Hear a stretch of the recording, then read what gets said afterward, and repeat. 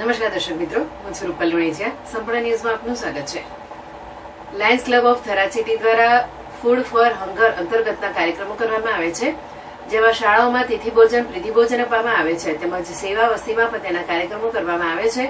તે અંતર્ગત શુક્રવારે થરાદના બુઢનપુર ગામની પ્રાથમિક શાળામાં પણ પ્રીતિ ભોજન આપવામાં આવ્યું હતું, જેના દાતા લાયન્સ ક્લબના મંત્રી દિનેશભાઈ સુથાર હતા. આ કાર્યક્રમમાં લાયન્સ ક્લબના પ્રમુખ વશામભાઈ પટેલ, મંત્રી દિનેશભાઈ સુથાર, પ્રવીણસિંહ ચૌહાણ, ડોક્ટર રિતેશભાઈ પ્રજાપતિ, ગુમાનપુરી ગોસ્વામી, મયારામભાઈ જોશી, રાજેશભાઈ જોશી નાનોલ, રમેશગીરી અતીત, હેતલબેન પંચાલ, પ્રભુભાઈ પટેલ, હરસંગભાઈ ચૌધરી, સોનલબેન પ્રજાપતિ સહિત લાયન્સ મેમ્બર ઉપસ્થિત રહ્યા હતા અને કાર્યક્રમનું સ્ટેજ સંચાલન ડોક્ટર હિતેન્દ્રભાઈ શ્રીમાળી દ્વારા કરવામાં આવ્યું હતું.